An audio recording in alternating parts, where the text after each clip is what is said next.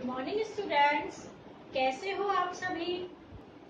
उम्मीद करती हूँ आप सभी घर में होंगे और स्वस्थ होंगे। Myself Hitesha Arora from divine angel senior secondary school. I will teach English to you and I am class teacher of class 6। जैसा कि आप सभी को पता है कि हमारे इस देश में कोरोना वायरस फैला हुआ है, जिसकी वजह से सारे स्कूल कॉलेजेस सब कुछ बंद चल रहा है और आपकी पढ़ाई पूरी तरह से डिस्टर्ब हो चुकी है। आपकी इस प्रॉब्लम को देखते हुए डिवाइन एंजल्स सोसाइटी ने आपके लिए ऑनलाइन डिजिटल क्लासेस स्टार्ट की हैं, जिसका टाइमिंग रहेगा रोज सुबह 8 से 9 बजे के बीच में। और मैं एक उम्मीद करती हूँ आप सभी से कि जो भी हम यहाँ पर पढ़ाएंगे आप उसे टाइम टू टाइम लर्न करेंगे और जो हम यहाँ से होमवर्क आपको देंगे उसे आप कंप्लीट करके हम तक पहुँचाएंगे। So thank you. Now let's start today's topic Class 5th, the sentence and phrase. Students, tell me, what is sentence? Do you know what is sentence? आपने क्लास 4th में सब कुछ रीड किया हुआ है, हम एक बार फिर से रिवीजन कर रहे हैं इसका। What is sentence? एक बार आप भी रिवाइज करके देखिए, माइंड में अपना रिकॉल करिए कि सेंटेंस क्या होता है। तो आपको पिछली बात जरूर याद आएगी कि मैम ने आपको समझाया था कि a sentence is A,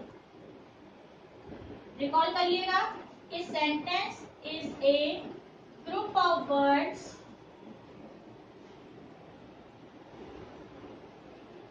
A sentence is a group of words that makes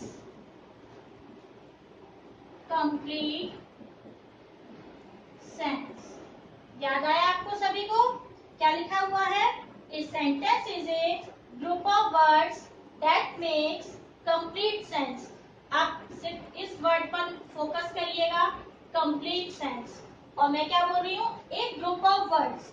यहाँ पर मैं कुछ एक एग्जांपल लिख रही हूँ, उसे देखिएगा। We are going to Delhi. मैंने एक सेंटेंस लिखा है, we are going to Delhi. मैंने बोला था यहाँ पर क्या? एक ग्रुप ऑफ वर्ड्स, मतलब कि जो सेंटेंस होता है शब्दों का एक ग्रुप होता है, कलेक्शन होता है।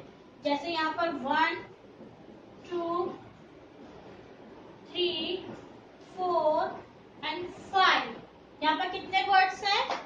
5 वर्ड्स हैं। और ये 5 वर्ड्स आपस में इस तरह से अरेंज किए हुए हैं जिसका क्या निकल रहा है बाद में? कंप्लीट सेंस निकल रहा है। Is it clear? सेंटेंस क्या होता है?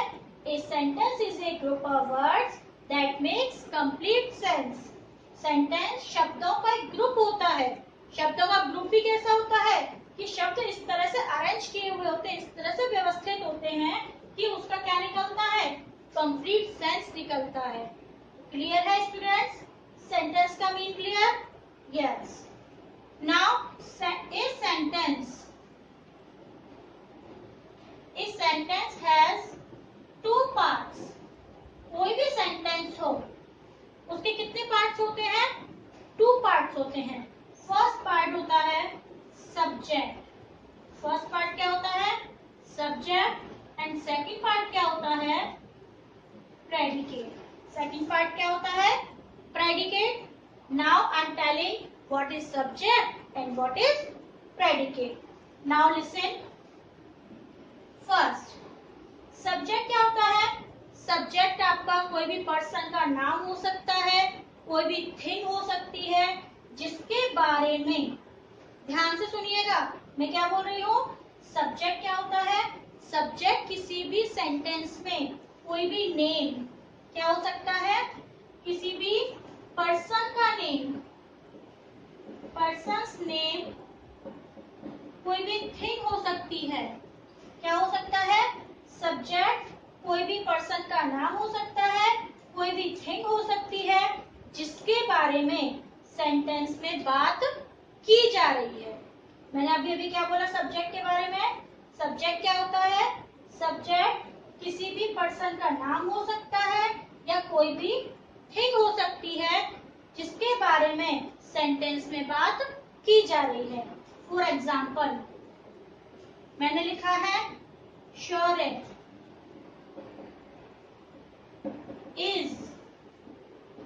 Standing there. मैंने यहाँ पर एक सेंटेंस लिखा है, शौर्य इज स्टैंडिंग देयर। यहाँ पर सब्जेक्ट क्या हुआ, किसके बारे में बात की जा रही है सेंटेंस में, एक बार सोच के देखिए। शौर्य इज स्टैंडिंग देयर, शौर्य वहां खड़ा है। मैंने क्या बोला है, इसकी मैंने आपको हिंदी मीनिंग भी बता दिया साथ के साथ। शौर्य इज स्टैंडिंग देयर, शौर्य वहां खड़ा है। तो मुझे आप बताइए कि इस सेंटेंस में किसके बारे में बात की जा रही है, किसके बारे में बात की जा रही है, शौर्य के बारे में। वेरी गुड स्टूडेंट्स, यहाँ पर किसके बारे में बात की जा रही है, शौर्य के बारे में बात की जा रही है। तो इसलिए शौर्य क्या हुआ, इस सेंटेंस का सब्जेक्ट हुआ। क्या हुआ, सब्जेक्ट हुआ। अब हम बात करते हैं प्रेडिकेट की। तो प्रेडिकेट क्या होता है, क्या होता है प्रेडिकेट, सेंटेंस में सब्जेक्ट को छोड़कर बाकी का जो रिमेनिंग सेंटेंस हमारा बच रहा है वो क्या होता है, प्रेडिकेट होता है। या ये बात कह लीजिए कि सब्जेक्ट के बारे में जो कुछ भी बताया जा रहा है, सब्जेक्ट के बारे में जो कुछ भी बताया जा रहा है, जैसे इसमें क्या बताया जा रहा था कि शौर्य इज स्टैंडिंग देयर, शौर्य वहां खड़ा है। तो शौर्य के बारे में बताया जा रहा है ना, क्या बताया जा रहा है कि वह वहां खड़ा है।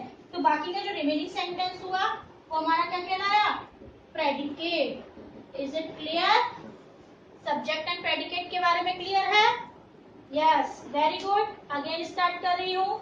A sentence is a group of words that makes complete sense.